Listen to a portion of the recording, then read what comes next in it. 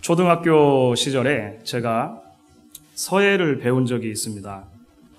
요즘은 이야기가 좀 많이 다릅니다만 제가 초등학교 시절만 해도 학생들이 뭐 서예든지 주산이든지 웅변이든지 그런 것을 배울 그런 마음의 여유들은 좀 있었던 것 같습니다. 요즘에는 그런 힘들죠. 한국에서는 특히 유치원 때부터 대입을 목표로 이것저것을 해야 되기 때문에 그것과 별로 관계없는 것은 하지 않으니까 하여간 제가 초등학교 때 서예를 배웠습니다. 처음 배우니까 하루 종일 그 가로선 긋고 세로선 긋는 것만 시키더라고요. 그거를 며칠을 했습니다. 가로선 긋고 세로선 긋는 걸 며칠을 하다가 그 다음에 이제 일정한 굵기와 일정한 간격으로 가로 세로 줄을 글 정도가 되니까 이제 글쓰기를 시작을 이제 가르쳐주기 시작한 것입니다. 그런데 붓이라고 하는 것을 처음 잡고 이 글씨를 쓰는 게 쉽겠습니까? 초등학교 학생이 쉽지 않죠. 완전히 생짜배기 아니겠습니까? 그런데 보니까 그런 전혀 초짜들을 가르쳐주는 나름대로의 방법이 서예학원에는 있더라고요. 그게 무엇인가 하면 교본을 사용하는 겁니다. 교본. 교본이 뭔지 아시죠? 그 교본 책이 있습니다. 책이 있는데 정자체부터 해가지고 해서 초소 뭐 행서 이런 거가 소위 말하는 가장 모범적인 글씨가 그 교본 안에 들어있는 것입니다. 그럼 학생들이 그 교본을 보고 이제 그냥 계속 따라서 그리기를 연습하기 시작하는 거예요. 그래서 한글 뭐 한자 이렇게 연습을 하는 것입니다. 그래서 열심히 교본을 따라서 연습을 하다 보면 어느덧 그 글씨체가 나에게 이제 익숙하고 있게 되어지는 거죠. 그리고 나중에 더 나아가면 자신만의 이제 그 글씨의 경지를 펼칠 수 있는 그런 수준까지 가지 않겠습니까? 제가 그런 수준에 있다는 것은 전혀 아니고요. 저 몇 개월 하다 그만뒀습니다. 그래가지고 뭐 저에게 그 많은 것을 기대하시지 마시고요. 하여간 배운 적이 있었다는 것입니다. 교본. 우리가 지난주 말씀에 그리스도인이 되었지만 여전히 노예의 신분으로 이 땅을 살아가는 성도들을 향해서 베드로가 주시는 권면을 살펴보았습니다. 그렇죠? 베드로는 우리가 이 땅에서 관계를 맺고 살아가는 모든 종류의 주인들에게 순복해야 된다. 그렇게 이야기를 해 주었습니다. 선하고 관용하는 자들에게 뿐만이 아니라 까다롭고 뒤틀어진 이들까지도 마치 예수님을 섬기듯이 그렇게 섬겨야 된다. 이야기를 했다는 것이죠. 심지어 억울하고 애매한 고난을 당해도 하나님 때문에 그 슬픔과 그 아픔을 참고 견뎌야 한다. 이렇게 이제 베드로는 우리에게 이야기를 해 주었습니다. 그런데 사랑하는 여러분, 베드로의 이 말씀이 쉽겠습니까? 우리가 그 말씀을 듣지만 실제적으로 우리 삶 속에서 여러 종류의 다양한 사람들을 만나게 될 때 모든 사람을 예수님처럼 섬기는 것이 쉽냐고 하는 것이죠. 애매한 고난을 당할 때 정말로 내 편에서 볼 때는 아무런 잘못한 것이 없는 것처럼 보이지만 애매한 고난을 당하게 될 때 예수님을 생각함으로 그저 꾹꾹 누르고 참는 것이 쉽느냐라고 하는 것입니다.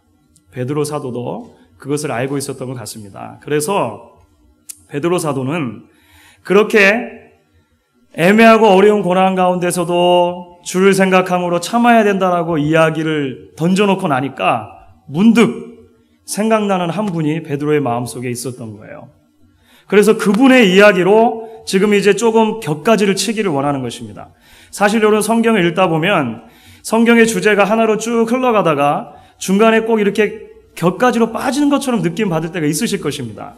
그러니까 오늘날의 글쓰기의 방식으로 보면 썩 좋은 글쓰기 방식이 아닌 것처럼 느껴지죠. 그런데 예수님 당시에는 뭐 충분히 가능했던 것 같습니다. 그리고 베드로는 그것을 사용하고 있다고 하는 것이죠. 그 주제가 무엇입니까? 예수님의 고난이라고 하는 주제로 이제 베드로는 곁가지를 쳐나가고 있는 것입니다. 사실 2장에서 국가와 위정자들에게 어떻게 해야 될 것인가? 그렇죠. 국가와 위정자들과 성도와의 관계, 그리고 노예와 주인들과의 관계, 이렇게 다루었습니다. 그러면 바로 3장으로 넘어가서 부부 사이의 관계, 그리고 뭐 나중에 이제 교회 안에서의 여러 직분자들의 관계, 그 쭉 넘어가면 아주 자연스러울 것 같은데 베드로는 잠시 멈추고 예수님의 고난에 대한 이야기로 우리를 인도하고 있다라고 하는 것이죠. 왜 그렇겠습니까? 21절 말씀에 이렇게 시작을 하고 있습니다.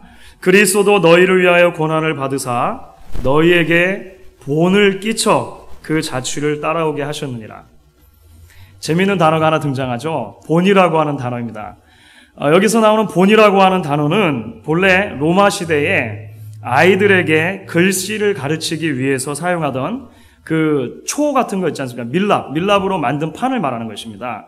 그러니까 로마 당시에 어린아이들에게 글씨를 가르칠 때 그렇게 했다고 그래요. 밀랍으로, 그러니까 왁스로 이렇게 판을 만들어가지고 아이들이 따라 쓸 글씨를 새겨주는 것입니다. 그러면 아이들이 그 글씨를 따라서 쓰면서 글씨를 배우게끔 되어져 있는 거죠. 그러니까 그 교본이라고 하는 것의 역사가 보통 오래된 게 아닙니다. 그렇죠? 그러니까 이 본이라고 하는 말은 제가 어렸을 때 서예 배웠을 때 그 배웠던 교본이라고 하는 것과 거의 동일하다고 보시면 됩니다. 미리 좋은 글씨를 새겨놓고 그것을 따라서 연습하면서 자기 것이 되도록 돕는 그런 장치를 말한다라고 하는 것이죠. 예수님의 고난이 성도들에게 마치 교본처럼 사용될 수 있다라고 하는 것입니다. 예수님의 고난의 생애를 통해서 성도들이 자신들이 닮아가야 할 어떤 삶의 모델을 발견하게 된다. 이제 베드로가 우리에게 이야기를 하고 있는 것이죠. 그렇다면 이제 예수님의 고난은 어떤 의미에서 성도들의 삶의 교본이 된다고 할 수 있겠습니까? 오늘 우리가 함께 읽은 베드로의 말씀을 통해서 우리는 세 가지로 그 말씀을 생각해 볼 수 있다고 생각을 합니다.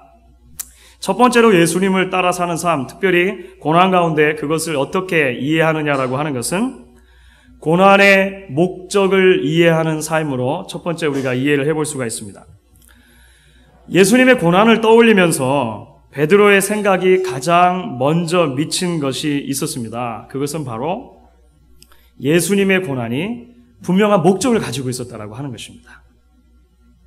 21절 좀 전에도 읽었습니다만 21절에 제일 처음에는 이렇게 이제 21절 이렇게 시작을 합니다. 이를 위하여 너희가 부르심을 입었으니 그리스도도 너희를 위하여 고난을 받으사 이렇게 기록하고 있습니다. 그렇죠?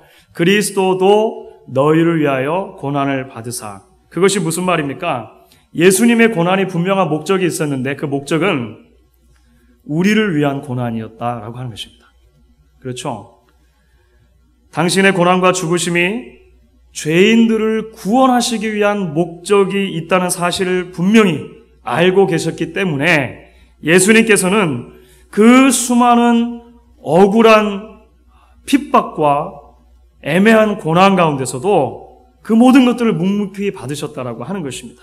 결국에 십자가의 죽음까지도 예수님께서 당하셨다라고 하는 것이죠. 성도의 고난도 마찬가지라는 것입니다. 성도의 고난도 예수님의 고난이 분명한 목적이 있는 것처럼 성도의 고난에 분명한 목적이 있다. 베드로는 그것을 이야기하고 싶으신 거죠. 베드로는 21절에서 이렇게 시작했다고 말씀드렸습니다. 이를 위하여 너희가 부르심을 입었으니. 그렇죠. 이를 위하여 너희가 부르심을 입었으니. 베드로의 개념에서 또 신약 성경에 많이 등장하는데 부르심을 입었다라고 하는 표현은 구원을 받았다 이렇게 이해를 하시면 됩니다. 그렇죠?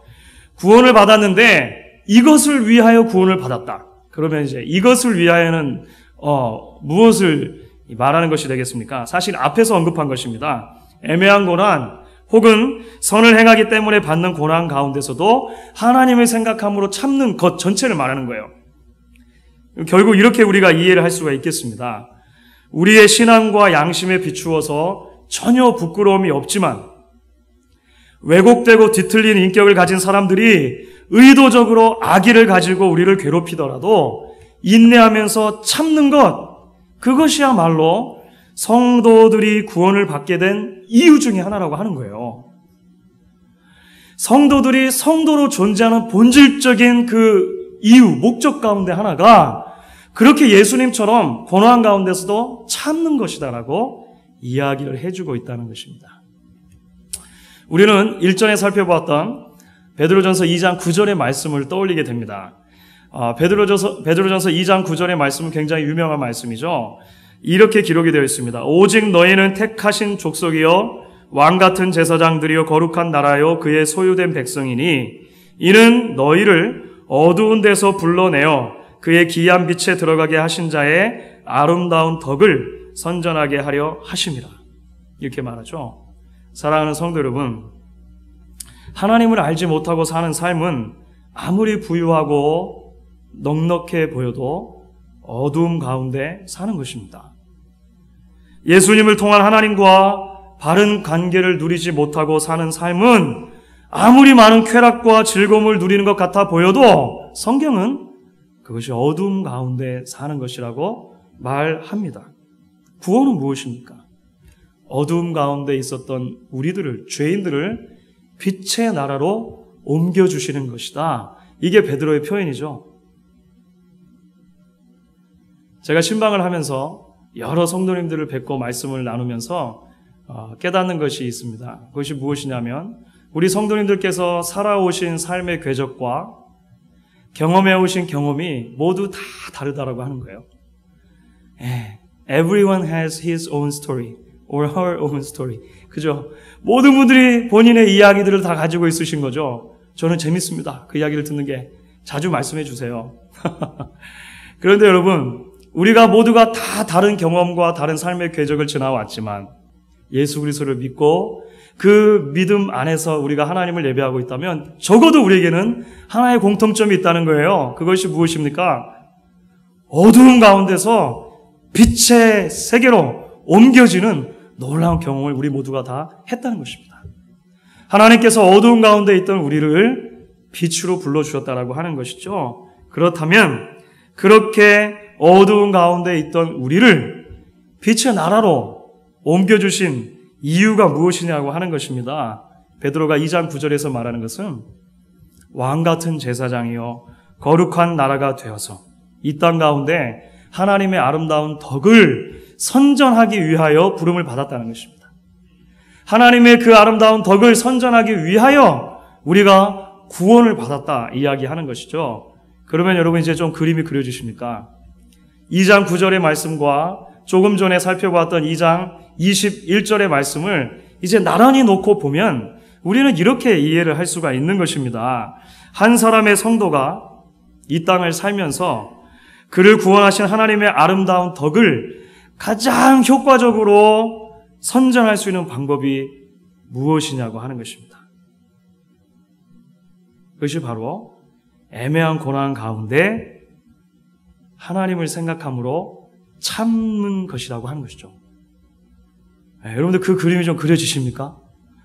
우리가 한 사람의 성도로 예수님을 닮아가고 있다는 모습을 가장 잘 보여줄 수 있는 때가 언제냐고 하는 것이죠.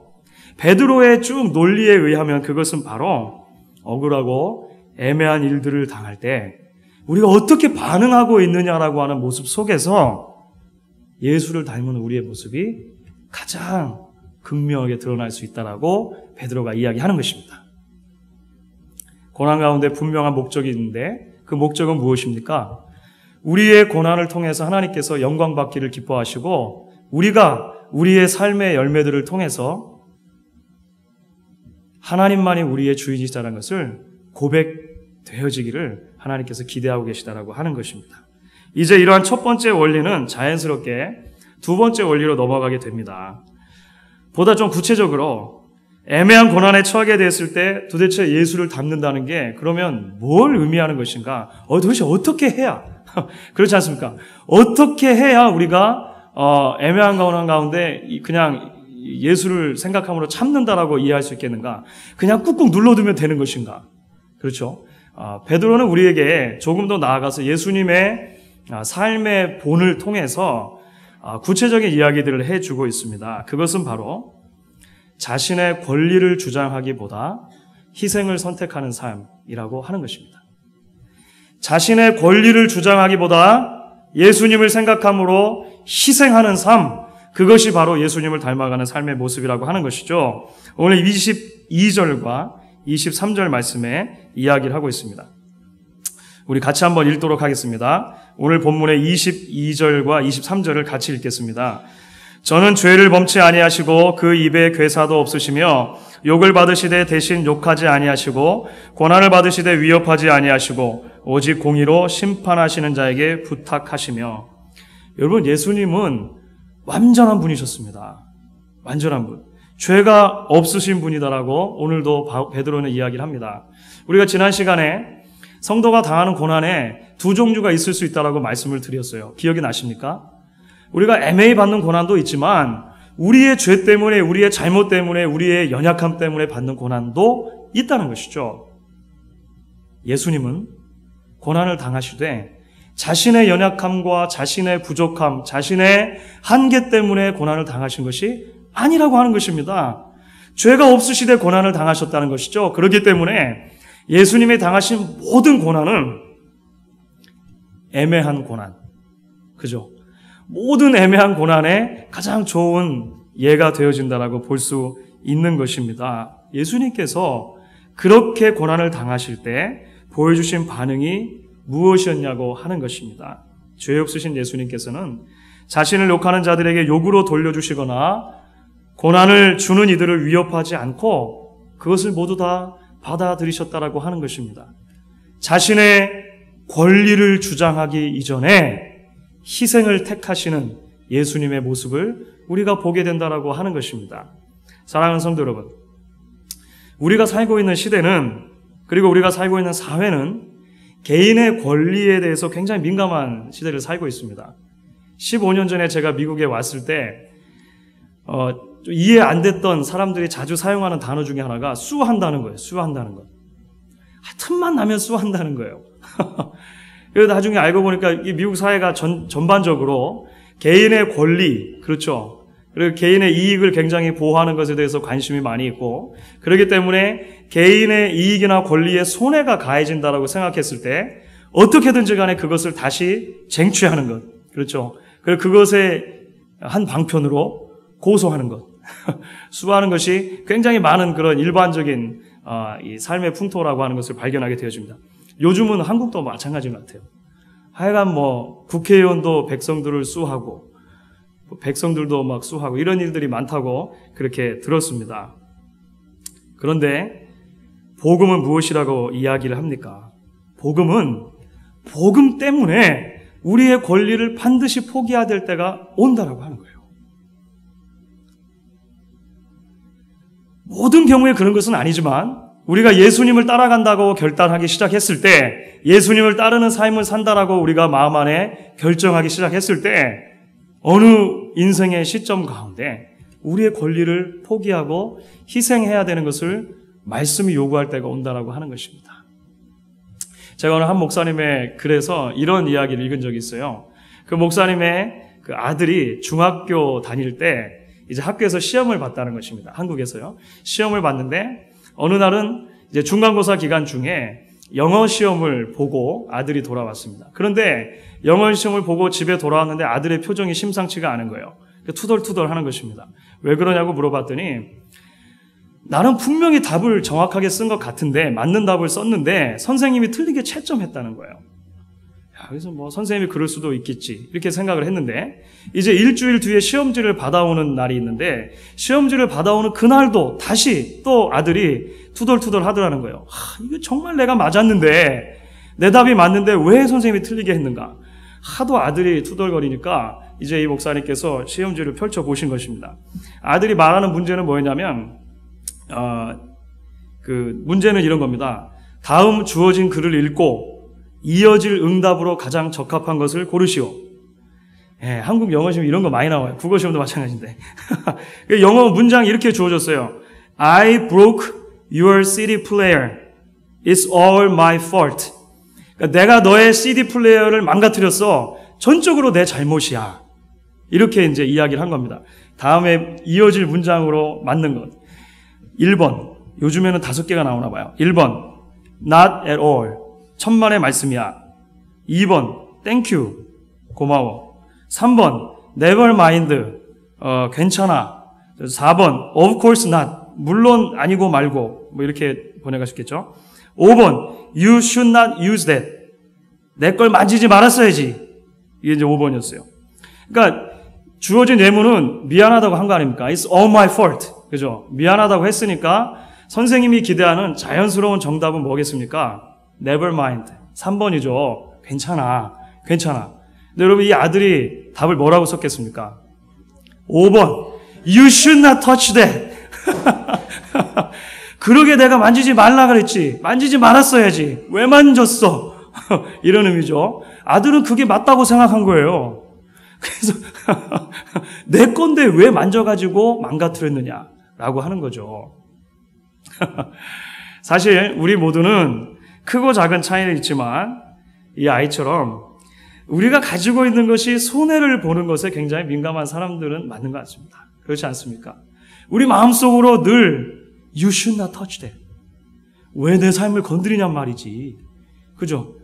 왜 내 가족을 건드리냔 말이지. 왜 내 가족, 내 사업을, 우리 마음속에 이런 생각이 안 드냐고 하는 것입니다.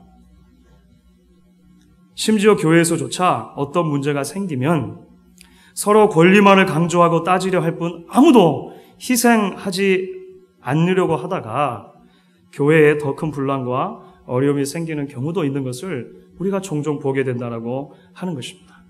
물론 성도들이 이 땅을 살면서 항상 모든 경우에 있어서 내가 누려야 할 권리를 다 포기하는 그런 극단적인 삶을 살아야 한다라고 성경은 가르치지 않습니다. 그렇죠? 그러니까 극단적인 금욕주의는 성경이 가르치는 바가 아니라고 하는 것입니다. 그러나 한 사람이 복음대로 살아가려고 결단하기 시작했을 때 특별히 죄인을 위한 주님의 낮아지심과 주님의 고난을 묵상할 때 우리는 주님의 모습 속에서 권리보다는 희생을 선택했던 주님의 결단을 발견하게 되는 거예요. 그리고 거기에는 분명한 목적이 있었다고 하는 것입니다. 그 목적이 무엇입니까? 나를 구원하시기 위해서 그랬다라고 하는 것입니다. 하나님이 예수 그리스도를 이 땅에 보내셨을 때 예수님께서 하나님의 아들이라고 하는 제2위이신 성자라고 하는 권리만을 주장하셨다면 결코 우리를 위한 고난의 길을 걷지 않으셨을 것입니다. 하나님의 아들이라고 하는 권리만을 생각하셨다면 십자가까지 가지 않으셨을 거라고 하는 것이죠. 그런데 죄인을 위해서 고난받으시고 죽으셔야 한다고 하는 그 하나님의 놀라운 구원 계획에 자신을 순종하시고 희생하심으로 우리가 오늘 이 자리에 구원받은 백성으로 앉아있을 수 있게 됐다라고 하는 것입니다. 사랑하는 성도 여러분, 성도들의 삶에 우선순위가 있다면 내가 누릴 수 있는 모든 권리를 다 찾아 누리는 것 이전에 예수님을 닮아가는 것입니다. 사람들이 나를 통해서 그리스도를 발견하고 있는가? 사람들이 나를 보고 예수님의 희생을 발견하고 있는가? 오늘 우리가 베드로의 말씀을 통해서 우리 스스로에게 던져볼 질문들이 아니겠는가 생각을 하는 것입니다. 이제 마지막으로 오늘 베드로의 말씀을 통해서 우리의 삶 속에 적용해 볼 수 있는 성도의 삶은 무엇입니까? 그것은 바로 십자가를 자랑하는 삶이라고 이야기를 할 수 있습니다. 십자가를 자랑하는 삶. 오늘 베드로는 계속해서 예수님의 고난에 대한 이야기로 하여간 이게 한번 마음이 딱 이렇게 예수님의 고난 이렇게 되니까 쭉 말씀을 풀어가고 있어요. 그런데 그 말씀 가운데 24절, 25절 말씀에 보면 예수님의 고난의 정점이었던 십자가가 성도들에게 가져다 준 그 놀라운 유익에 대해서 막 설명을 하는 것입니다. 베드로가 막 설명을 하는데요. 생각나는 대로 또 구약의 성경 구절을 막 갖다가 인용하면서 이것이야말로 예수님의 그 십자가의 보혈의 공로다. 이렇게 막 얘기를 하는 거예요. 여러분들 보이십니까? 24절에 보면 예수님의 십자가 때문에 성도들이 죄로부터 해방되어 의를 위해 사는 자녀들이 됐다라고 이야기를 하는 겁니다. 그러면서 이사야서 53장 5절을 인용하죠. 저가 채찍에 맞음으로 우리가 나음을 입었다. 막 그 말씀이 생각난 거예요. 그래가지고 거기다가 탁 집어넣은 것입니다. 25절 다음 절에서는요. 기존에는 우리가 길을 잃은 양과 같은 처지였지만 십자가로 인해서 새로운 삶의 방향과 지표를 발견하게 됐다 이야기를 합니다. 그러면서 여전히 이사야서 53장 6절 우리는 다 양 같아서 그릇 행하여 각기 제 길로 갔거늘 로 시작하는 그 말씀을 배경에 깔고 이야기를 해주고 있는 것이죠. 십자가가 주는 유익에 대해서 묵상하면서 베드로가 사용하는 이 언어들이 얼마나 놀라운가. 더군다나 막 구약을 막 넘나들면서, 그렇죠. 예. 구약을 넘나들면서 막 이렇게 인용해가지고 이대로 이루어졌다라고 이야기하는 베드로의 이 말씀이 얼마나 놀랍습니까? 여러분 별로 놀랍지 않으신 것 같아요. 이 감격스러운 것인데. 여러분 그런데 사실 우리가 조금만 생각해 보면 베드로에게 있어서 십자가라고 하는 것은 원래 자랑거리가 아니라 그를 넘어지게 만드는 어떤 것이었습니다. 여러분들 기억하십니까? 마가복음 8장을 보시게 되면 제자들을 데리고 다니시던 예수님께서 이제 제자들을 탁 모아놓고 이제 구원의 계획을 이루기 위해서 예수님께서 반드시 거쳐가야 하는 과정이 있는데 십자가를 지셔야 된다. 십자가에 돌아가셔야 된다라고 하는 것을 처음으로 제자들에게 이야기하는 장면이 나옵니다. 그때 베드로를 비롯한 제자들이 충격을 받았어요. 베드로가 예수님께 이야기를 하는 장면이 나오지 않습니까? 그때 베드로가 어떻게 예수님께 이야기를 했는가? 마가복음 8장 32절에 이렇게 말하죠. 드러내놓고 이 말씀을 하시니 베드로가 예수를 붙들고 간하매. 여기서 간하다라고 번역이 된 단어가 우리 말 그대로 이해를 하면 조금 이렇게 간청하고 간절히 구하고 예수님 제발 그렇게는 하지 마세요. 이렇게 하는 것처럼 느껴지는데 간하다라고 하는 원래 헬라어의 본래 의미는 꾸짖다라고 하는 의미입니다. 꾸짖다. 그러니까 바로 다음 33절에서 그 베드로의 태도를 보고 예수님께서 꾸짖으시며 가라사대 사단아 내 뒤로 물러가라 이렇게 하시잖아요. 그때 사용된 꾸짖다라고 하는 단어하고 똑같은 단어입니다. 간하다. 그러니까 여러분 상상해 보십시오. 그림을 그려 보십시오. 내가 십자가를 져야 된다. 예수님 말씀하셨는데 베드로의 태도는 뭡니까? 예수님 막 꾸짖는 거예요. 예수님 십자가라뇨. 이게 도대체 무슨 말씀이십니까? 그게 말이 됩니까? 예수님을 막 꾸짖는 것입니다. 왜 베드로는 예수님을 꾸짖었을까요? 유대인의 개념으로 보든지 그 당시 로마 사회의 통념으로 보든지 예수님의 말씀이 이해가 되지 않기 때문에 그렇습니다. 유대인의 법은 특별히 신명기에 나무에 달려 죽은 자마다 하나님의 저주를 받아 죽은 것이라고 이해를 하고 있었습니다. 그 신명기 말씀을 통해서. 그러니까 나무에 달려 죽은 것은 어떤 모양으로든지 그것은 신의 저주를 받아 죽은 것이라고 유대인들의 일반적인 생각이었다고 하는 거예요. 율법이 그렇게 말하니까요. 로마 사회는 어떻습니까? 십자가의 형벌이라고 하는 것은 가장 극악한 죄인들에게만 주는 형벌이었다라고 하는 것이고 동시에 십자가의 형벌은 굉장히 수치스럽고 부끄러운 죽음이었다라고 하는 것이죠. 하나님의 아들이라고 하는 분이 메시아라고 하는 분이 구원자라고 하는 분이 이런 죽음을 당한다라고 하는 것을 베드로는 도무지 이해할 수가 없었다라고 하는 것입니다. 그런데 그런 베드로가 변했습니다. 그 베드로가 이전에 전혀 깨달아지지 않았던 이해할 수 없었던 십자가의 놀라운 비밀을 발견하게 되었다라고 하는 것이에요. 그리고 나서 베드로가 놀라운 언어로 그 십자가의 유익을 우리에게 이야기해 주는 것입니다. 특별히 우리가 이전에 살펴보았던 베드로전서 2장 6절부터 8절 말씀은 베드로의 그 놀라운 신앙의 고백도 함께 담고 있는 것이라고 보여집니다. 경에 기록하였으되 보라 내가 택한 보배롭고 요긴한 모퉁이 돌을 시온에 두노니 저를 믿는 자는 부끄러움을 당치 아니하리라 하였으니 그러므로 믿는 너희에게는 보배이나 믿지 아니하는 자에게는 건축자들의 버린 그 돌이 모퉁이의 머릿돌이 되고 또한 부딪히는 돌과 거치는 반석이 되었다 하니라. 여러분 이전에 베드로에게 십자가는 부딪히는 돌이었습니다. 그렇죠? 거치는 반석이었습니다. 넘어지게 만드는 무엇이었다라고 하는 것이죠. 그런데 이제 그 십자가가 베드로에게도 모퉁이 돌이 된 것입니다. 모퉁이 돌, 주춧돌 말이죠. 그것이 없이는 집을 지을 수 없는 그 십자가를 생각하지 않고서는 자신의 인생을 절대 세워갈 수 없다라고 고백할 만한 주춧돌이 되어줬다라고 하는 것입니다. 사랑하는 성도 여러분, 예수님을 닮아가는 삶, 예수님의 본을 따라가는 삶은 우리에게도 십자가를 자랑하는 삶으로 초대를 하고 있는 것입니다. 성도들은 최고가 되기 위해서 물불을 가리지 않아야 한다고 가르치는 이 세상 속에서 모든 일에 남을 앞서는 것이 인생의 목적이 아니고 예수님을 닮는 것이 인생의 목적이라고 이야기할 수 있는 사람들이라고 하는 것입니다. 모든 사람에게 주목받기 위해서 어떻게든 내 이름을 높여야 한다라고 가르치는 세상 속에서 예수님의 십자가와 그 십자가에 예수님을 자랑하는 사람들이 되어진다라고 하는 것입니다. 그 예수님의 존귀함과 그 예수님의 가치 때문에 고난을 당함에도 불구하고 기꺼이 참고 견디고 권리보다 희생을 택하는 삶으로 나아갈 수 있다라고 하는 것이죠. 이제 말씀을 정리하도록 하겠습니다. 오늘 우리는 예배 가운데 성찬식을 함께 가졌습니다.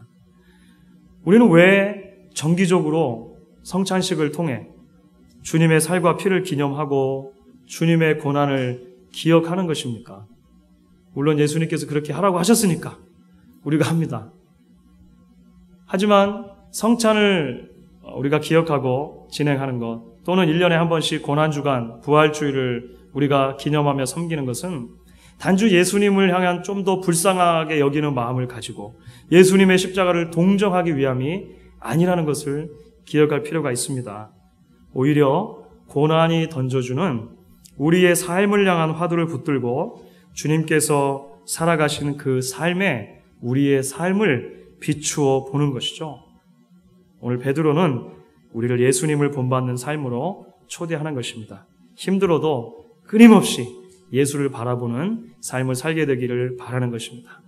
그리고 언젠가 우리와 동시대를 살아가는 많은 사람들이 우리의 삶의 궤적과 우리의 삶의 모습을 통해서 예수 그리스도의 모습을 발견하고 하나님께 찬양과 영광을 돌리게 되는 일이 있게 되기를 주님의 이름으로 간절히 부탁드리는 것입니다.